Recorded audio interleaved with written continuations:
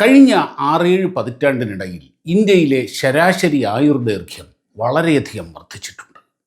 സാമൂഹ്യ ജീവിതാവസ്ഥ, സാമ്പത്തിക ചുറ്റുപാട്, സാമൂഹ്യ അവബോധം, ഭക്ഷ്യലഭ്യത എന്നിവയോടൊപ്പം മികച്ച ആരോഗ്യ പരിപാലന സംവിധാനങ്ങൾ കൂടി ചേർന്നാണ് ഈ മികച്ച നേട്ടം കൈവരിച്ചത്. ആധുനിക ചികിത്സാ സംവിധാനങ്ങളുടെ വളർച്ചയും വ്യാപനവും വസൂരി, പോളിയോ പോലുള്ള പല മാരക രോഗങ്ങളെയും ഇല്ലാതാക്കി. വാക്സിനേഷനുകൾ ജീവിതം സുരക്ഷിതമാക്കി.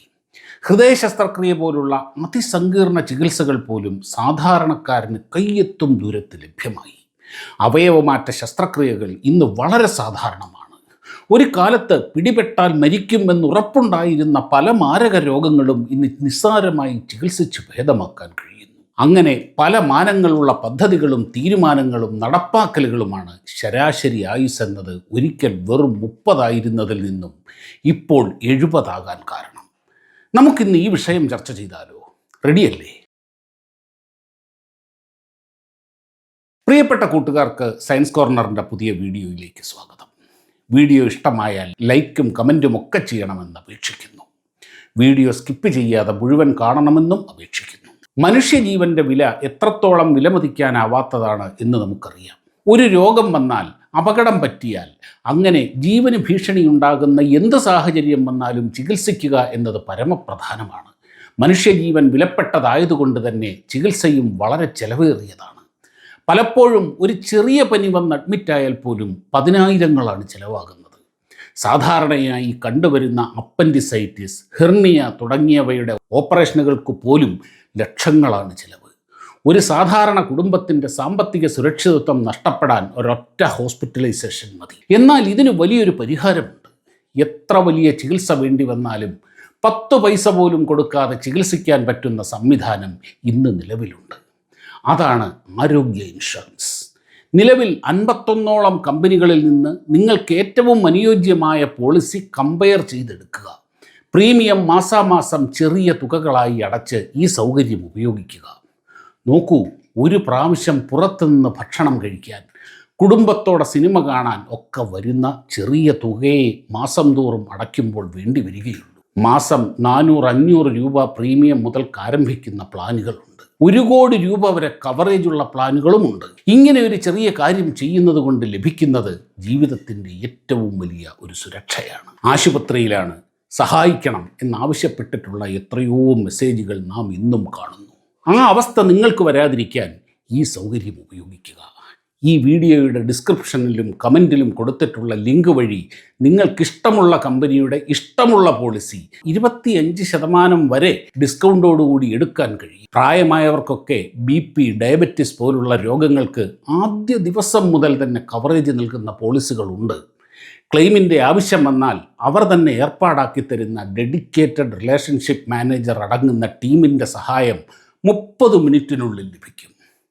നിങ്ങൾ ചോര നീരാക്കി സമ്പാദിച്ചത് ഹോസ്പിറ്റലിൽ ദിവസങ്ങൾക്കുള്ളിൽ നഷ്ടപ്പെടുന്നതിലും ഭേദമല്ലേ മാസം ചെറിയൊരു തുക നീക്കിവെച്ച് ഒരു ഹെൽത്ത് ഇൻഷുറൻസ് എടുക്കുന്നത്? അതുകൊണ്ട് ഈ കാര്യം നാളേക്ക് മാറ്റിവെക്കാതെ ഇന്ന് ഈ നിമിഷം തന്നെ പരിഗണിക്കണം. കാരണം ഭാവിയിൽ ഗുരുതര അസുഖങ്ങളൊക്കെ വന്നു കഴിഞ്ഞാൽ ഹെൽത്ത് ഇൻഷുറൻസ് എടുക്കാൻ തന്നെ സാധിക്കണമെന്നില്ല. അതുകൊണ്ട് പെട്ടെന്ന് തന്നെ വീഡിയോയുടെ ഡിസ്ക്രിപ്ഷനിലും കമൻറ്റിലും കൊടുത്തിട്ടുള്ള ലിങ്ക് വഴി നിങ്ങൾക്ക് ഇഷ്ടമുള്ള കമ്പനിയുടെ ഇഷ്ടമുള്ള ഹെൽത്ത് പോളിസി എടുത്തു വയ്ക്കുക. നിങ്ങളുടെ ജീവിതം കൂടുതൽ സുരക്ഷിതവും മനോഹരവുമാകട്ടെ. നോക്കൂ കൂട്ടുകാരെ, നമുക്കറിയാം കേരളത്തിലെ പെൻഷൻ പ്രായം 55ആണ്. കേന്ദ്ര സർവീസിൽ 60. ഈ 55-60 എന്നൊക്കെയുള്ള പ്രായം ഫിക്സ് ചെയ്തതിന് പിന്നിലുള്ള ലോജിക്ക് എന്താണെന്ന് നിങ്ങൾ ആലോചിച്ചിട്ടുണ്ടോ?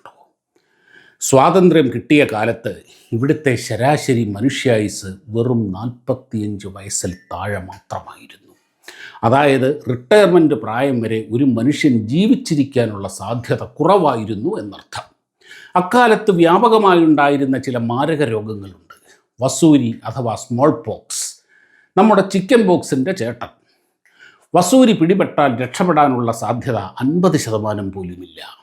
ക്ഷയം അഥവാ ട്യൂബർക്കുലോസിസ്, TB പിടിപെട്ടാലും രക്ഷപ്പെടുക എന്നത് ഏതാണ്ട് അസാധ്യമായിരുന്നു. മഹാകവി ചങ്ങമ്പുഴ കൃഷ്ണപിള്ള മരിച്ചത് 35 വയസ്സിലാണ്. TB ആയിരുന്നു വില്ലൻ. അതുപോലെ പോളിയോ, കോളറ, വില്ലൻ ചുമ, മീസിൽസ് തുടങ്ങിയ രോഗങ്ങൾ വ്യാപകമായിരുന്നു. ഈ രോഗവ്യാപനങ്ങൾക്ക് നമ്മുടെ നാട്ടിലെ സാമൂഹ്യ അവസ്ഥയും വലിയൊരു കാരണമായിരുന്നു. സമൂഹത്തിലെ വലിയൊരു വിഭാഗം വൃത്തിഹീനമായ ചുറ്റുപാടുകളിലായിരുന്നു കഴിഞ്ഞിരുന്നത്.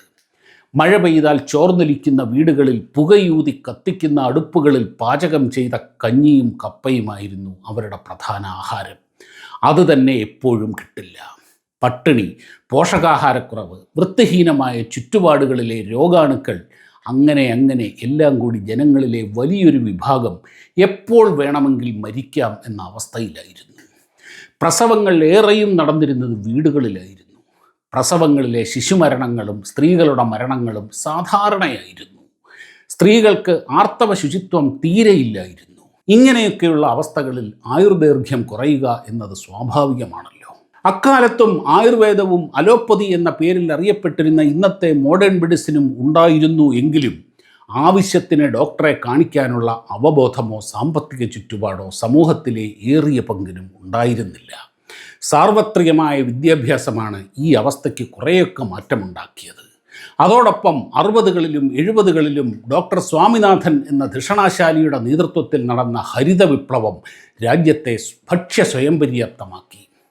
രാസവളങ്ങളുടെ ഉപയോഗം, ഉൽപ്പാദനം, വ്യാപനം, ആധുനിക കൃഷിരീതികൾ, സങ്കരയിനം വിത്തുകൾ, അതിലൂടെ അത്യുൽപാദനം, അങ്ങനെ തികച്ചും ശാസ്ത്രീയമായ രീതിയിൽ നടന്ന ആ മഹാവിപ്ലവം രാജ്യത്തിൻ്റെ അവസ്ഥയെ മാറ്റിമറിച്ചു. അതുവരെ ഭക്ഷ്യധാന്യങ്ങൾ ഇറക്കുമതി ചെയ്തിരുന്ന അവസ്ഥയിൽ നിന്ന് ലോകത്തെ ഏറ്റവും വലിയ കാർഷിക കയറ്റുമതി രാജ്യങ്ങളിൽ ഒന്നായി ഭാരതം മാറി. അത് രാജ്യത്തെ കർഷകരുടെ ജീവിത നിലവാരവും ഉയർത്തി. ഏതാണ്ട് അക്കാലത്ത് തന്നെ വസൂരി എന്ന മഹാരോഗത്തെ വാക്സിനേഷനിലൂടെ പൂർണ്ണമായും ഇല്ലാതാക്കി. പുതിയ ആൻറ്റിബയോട്ടിക്കുകൾ വന്നതോടെ ഏറ്റവും ഭീകരമായ ബാക്ടീരിയ രോഗമായിരുന്ന ട്യൂബർക്കുലോസിസ് അഥവാ ക്ഷയം ഏതൊരു സാധാരണ രോഗവും പോലെ ചികിത്സിച്ചു മാറ്റാൻ കഴിയുന്ന അവസ്ഥയിലെത്തി. അന്ന് വരെ ക്ഷയത്തിൻ്റെ ചികിത്സ എന്നത് ശരീരത്തിൻ്റെ ഇമ്മ്യൂൺ സിസ്റ്റത്തെ ബലപ്പെടുത്തി ബാക്ടീരിയ പെരുകാതെ നോക്കുക, അങ്ങനെ പെരുകാൻ പറ്റിയ സാഹചര്യം ഇല്ലാതെ വരുമ്പോൾ ബാക്ടീരിയയെ തനിയെ ഇല്ലാതാക്കുക എന്നതായിരുന്നു. എന്നാൽ ആൻറ്റിബയോട്ടിക്കുകൾ ബാക്ടീരിയയെ നേരിട്ടാക്രമിച്ച് നശിപ്പിക്കും.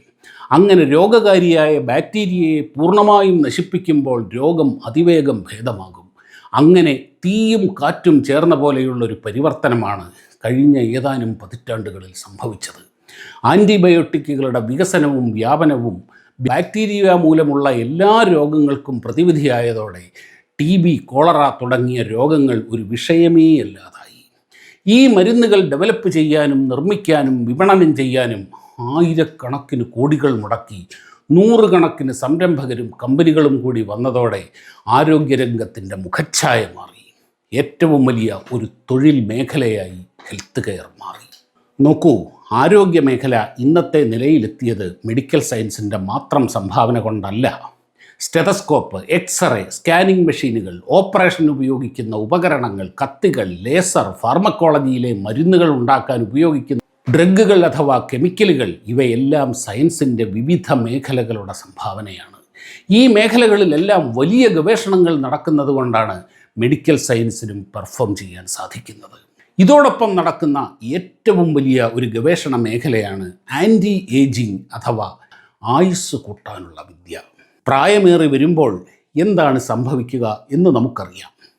പേശികൾ അഥവാ മസിലുകൾ ദുർബലമാകും. ശരീരകോശങ്ങളിലേക്ക് ഓക്സിജൻ എത്തുന്ന അളവ് കുറയുമ്പോൾ ക്ഷീണവും കിതപ്പുമുണ്ടാകും. നടക്കാനും വലിയ കായികാധ്വാനം ചെയ്യാനുമൊക്കെ ബുദ്ധിമുട്ടാകും. ശരീരത്തിൻ്റെ പ്രതിരോധ വ്യവസ്ഥ അഥവാ ഇമ്മ്യൂൺ സിസ്റ്റം ദുർബലമാകുമ്പോൾ അസുഖങ്ങൾ പിടിപെടും. Internal organs മന്ദഗതിയിലാകും. അങ്ങനെ ഒരു ദിവസം മരണം കൂട്ടിക്കൊണ്ടുപോകും. നമുക്കെല്ലാവർക്കും സംഭവിക്കാൻ പോകുന്നത് ഇതാണ്. ഈ പ്രക്രിയ എങ്ങനെ പതുക്കെയാക്കാൻ കഴിയും എന്നാണ് ഇപ്പോൾ അന്വേഷണം നടക്കുന്നത്. അതിൽ ഏറ്റവും പ്രധാനമാണ് stem cell research, stem cell ഗവേഷണങ്ങൾ. നോക്കൂ, നമ്മുടെ ശരീരം കോശങ്ങൾ അഥവാ സെല്ലുകൾ കൊണ്ടാണ് നിർമ്മിക്കപ്പെട്ടിട്ടുള്ളത് എന്നറിയാമല്ലോ. ഈ സെല്ലുകൾ കൃത്യമായ ഇടവേളകളിൽ മാറിക്കൊണ്ടിരിക്കും. പഴയത് നശിച്ച് പുതിയതുണ്ടായിക്കൊണ്ടിരിക്കും. അതായത് പാമ്പ് പടം പൊഴിക്കുന്നത് പോലെ നമ്മുടെ ശരീരത്തിൽ ഈ പ്രക്രിയ തുടർച്ചയായി നടക്കുന്നുണ്ട്. ഉദാഹരണത്തിന്, നാം ഒരു AC മുറിയിൽ അടച്ചിട്ട് ദിവസങ്ങളോളം ഇരിക്കുന്നു എന്ന് കരുതുക. ഇങ്ങനെ വിയർക്കേണ്ട ഒരു സാഹചര്യവുമില്ല. വിയർക്കുകയോ അധ്വാനിക്കുകയോ ഒന്നും ചെയ്യുന്നില്ല. എങ്കിൽ പോലും 5-6 ദിവസങ്ങൾ കഴിയുമ്പോൾ ശരീരത്തിൽ അഴുക്കുകൾ ഉണ്ടാകും. ഇതെന്താണ്? മറ്റൊന്നുമല്ല, നമ്മുടെ സ്കിൻ സെല്ലുകൾ, ചർമ്മകോശങ്ങൾ പുതുതായി ഉണ്ടാകുമ്പോൾ നശിച്ചു പോകുന്നവ അഴുക്കായി മാറുന്നതാണ്. ഇങ്ങനെ തലച്ചോറിലെ ന്യൂറോണുകൾ ഒഴികെ ശരീരത്തിലെ എല്ലാ കോശങ്ങളും മാറുന്നുണ്ട്. കിഡ്നിയുടെ സെല്ലുകളാണെങ്കിൽ അവിടെ ഉണ്ടായിരുന്ന സെല്ലുകൾ അതേപോലെ പുനഃസൃഷ്ടിച്ച് പഴയവ നശിക്കും. ഏതാണോ അവസ്ഥ, ആ അവസ്ഥയിലാവും ഈ സെല്ലുകൾ കോപ്പികൾ എടുക്കുക. എന്നാൽ ഈ സെല്ലുകൾ ഉണ്ടാക്കിയിരിക്കുന്ന ഒരു മൂലവസ്തു ഉണ്ടാകുമല്ലോ. തീർച്ചയായും ഉണ്ട്. അതാണ് സ്റ്റെം സെല്ലുകൾ. ഈ സ്റ്റെം സെല്ലുകൾക്ക് ശരീരത്തിലെ ഏത് സെല്ലായി മാറാനും കഴിയും. ഉദാഹരണത്തിന്, സ്ത്രീയുടെ ഓവറിയിൽ ഉണ്ടാകുന്ന അണ്ഡം ഒരു സ്റ്റെം സെല്ലാണ്. പുരുഷ ബീജവുമായി സംയോജിച്ചു കഴിഞ്ഞാൽ ഈ ഒരൊറ്റ സെൽ വിഭജിച്ചാണ് ഭ്രൂണമായി മാറുന്നത്. ആ ഒരൊറ്റ സെല്ലാണ് കുഞ്ഞിൻ്റെ കണ്ണും കരളും ഹൃദയവും തലച്ചോറും തുടങ്ങി സർവമാന അവയവങ്ങളായി മാറുന്നത്. ഈ പ്രക്രിയക്കിടയിൽ ആ കുഞ്ഞിലും സ്റ്റെം സെല്ലുകൾ ഉണ്ടാകും. ഒരു വ്യക്തിയിൽ 50,000 മുതൽ 2 ലക്ഷം വരെ സ്റ്റെം സെല്ലുകൾ ഉണ്ടാകും എന്നാണ് കണക്ക്. ഒരു മസിലിൽ, ചർമ്മത്തിൽ അല്ലെങ്കിൽ ഏതെങ്കിലും അവയവത്തിൽ സെല്ലുകളുടെ ആവശ്യം വന്നാൽ ഈ സ്റ്റെം സെല്ലുകളാണ് അവിടെ സെല്ലുകളുടെ പകർപ്പുകളായി മാറുന്നത്. നമുക്ക് കുറച്ച് ഡോക്യുമെൻറ്റുകളുടെ കോപ്പികൾ എടുക്കണം എന്നിരിക്കട്ടെ. ഏത് ഡോക്യുമെൻ്റ് ആയാലും SSLC ബുക്കോ ആധാർ കാർഡോ പാസ്പോർട്ടോ എന്തുമാകട്ടെ, പേപ്പറും പ്രിൻറ്റിംഗ് മെഷീനും ഒക്കെയല്ലേ. ആ പേപ്പറുകളെ സ്റ്റെം സെല്ലായി കരുതിയാൽ മതി. പാസ്പോർട്ടിൻ്റെ കോപ്പിയാണ് വേണ്ടതെങ്കിൽ പേപ്പർ അതാകും. ആധാർ കോപ്പിയാണ് വേണ്ടതെങ്കിൽ അത് ആധാർ കോപ്പിയാകും. അതുപോലെ കിഡ്നി കോശങ്ങളുടെ കോപ്പിയാണ് ഉണ്ടാകേണ്ടതെങ്കിൽ സ്റ്റെം സെല്ലുകൾ അവയാകും. കുടൽ സെല്ലുകളാണെങ്കിൽ അങ്ങനെ, സ്കിൻ സെല്ലുകളാണെങ്കിൽ അങ്ങനെ. ഇപ്പറഞ്ഞ പേപ്പർ നല്ല ക്വാളിറ്റി ഉള്ളതാണെങ്കിൽ കോപ്പിയുടെ ക്വാളിറ്റിയും കൂടുമല്ലോ. അതായത് സ്റ്റെം സെല്ലുകളുടെ ക്വാളിറ്റി നന്നായാൽ അവയിൽ നിന്നുണ്ടാകുന്ന കോപ്പികളുടെ ക്വാളിറ്റിയും നന്നാകും. അവ കൊണ്ട് നിർമ്മിച്ചിരിക്കുന്ന അവയവങ്ങളുടെ കാര്യക്ഷമതയും കൂടും. നല്ല സിമൻറ്റും കമ്പിയുമൊക്കെ ഇട്ട് വാർത്ത നിർമ്മിതികൾക്ക് നല്ല ഉറപ്പുണ്ടാകും എന്ന് പറയുന്നത് പോലെ. ഇത് ഒരു ഉദാഹരണം എന്ന് പറയാൻ പറ്റില്ല, ഒരു ഉപമയാണ്.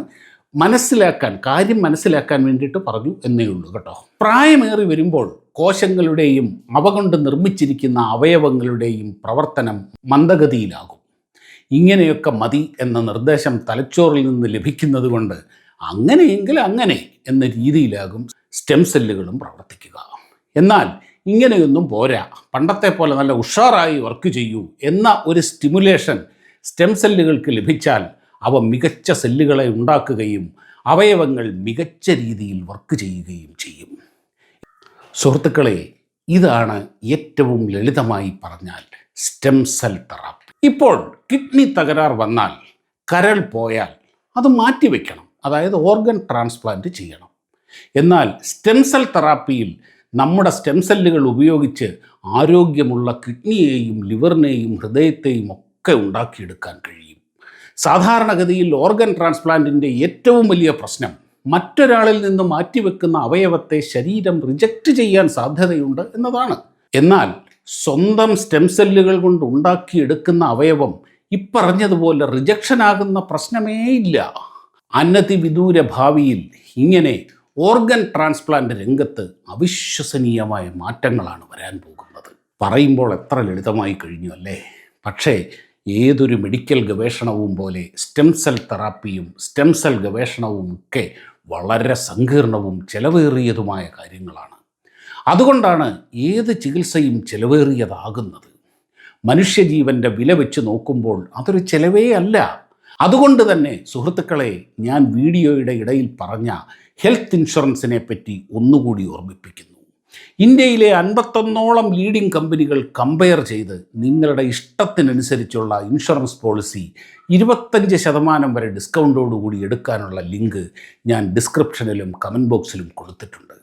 എല്ലാവരും ചെക്ക് ചെയ്ത് നോക്കുക.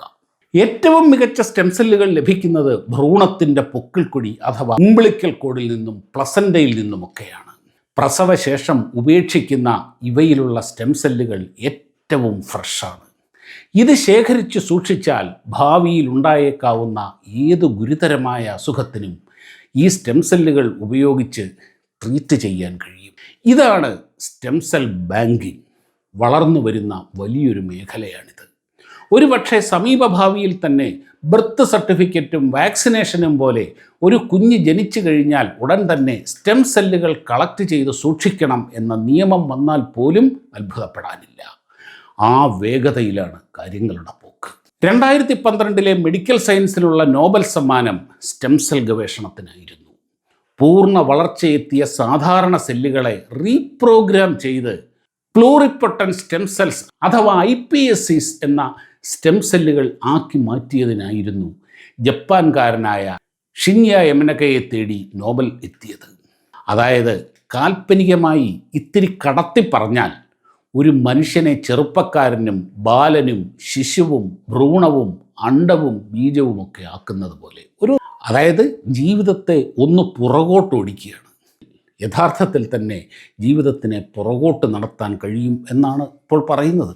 അപ്പോൾ മികച്ച രീതിയിൽ സ്റ്റെം സെല്ലുകളെ മാനേജ് ചെയ്താൽ ചെറുപ്പം നിലനിർത്താനും പ്രായമേറുമ്പോഴുള്ള ബുദ്ധിമുട്ടുകൾ പരിഹരിക്കാനും വലിയൊരു പരിധിവരെ മരണത്തെ വൈകിപ്പിക്കാനും കഴിയും എന്നത് സാധ്യമായ കാര്യമാണെന്നത് വ്യക്തമല്ലേ? ശരാശരി ആയുസ് 30 നിന്ന് 70 എത്തിയെങ്കിൽ അത് 80, 90, 100 എത്തിക്കാനും കഴിയും. എങ്കിലും മരണം എന്ന ആത്യന്തിക സത്യത്തെ തോൽപ്പിക്കാൻ നമുക്ക് കഴിയുമോ? ഇല്ല എന്ന് തീർത്ത് തന്നെ പറയാം. കാരണം എന്താണ് ജീവൻ എന്നും എന്താണ് മരണം എന്നും ഇന്നും നമുക്കറിയില്ല. എന്നെങ്കിലും അറിയുമോ എന്നും അറിയില്ല. വീഡിയോ കണ്ട എല്ലാ സുഹൃത്തുക്കൾക്കും ഒരുപാട് നന്ദി. മറ്റൊരു വീഡിയോയുമായി കാണുന്നത് വരെ എല്ലാവർക്കും നമസ്കാരം.